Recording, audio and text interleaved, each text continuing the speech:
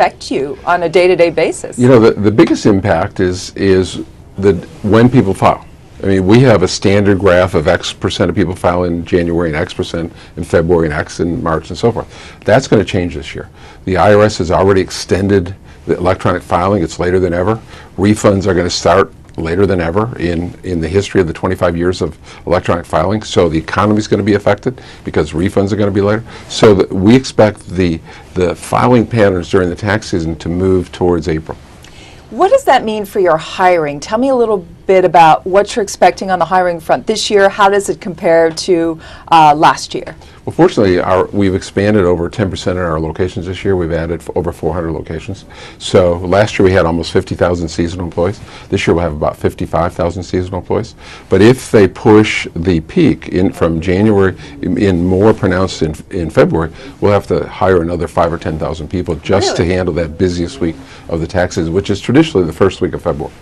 Now, let me ask you, you raised this point that we'll see an impact on the economy if these refund checks are delayed. Something I've never actually thought about. What is the correlation, or how much of an impact potentially could we have? What's the average refund check? Is it spent all in full?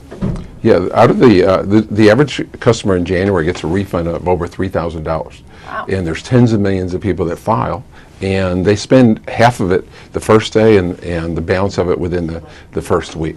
So it's a lot of money hitting the economy in January that's not going to hit until February this year. What's your view of the economy overall as a CEO? What's your sense of what's going on out there? Do you think things are getting better or not?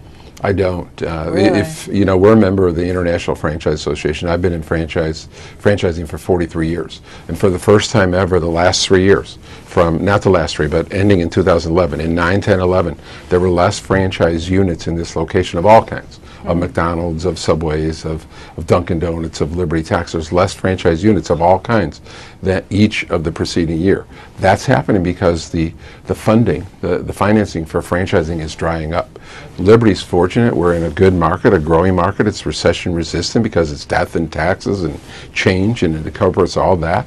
But the rest of the small businesses are suffering from just primarily not so much the recession, which is harmful, but just the lack of funding for small business in general.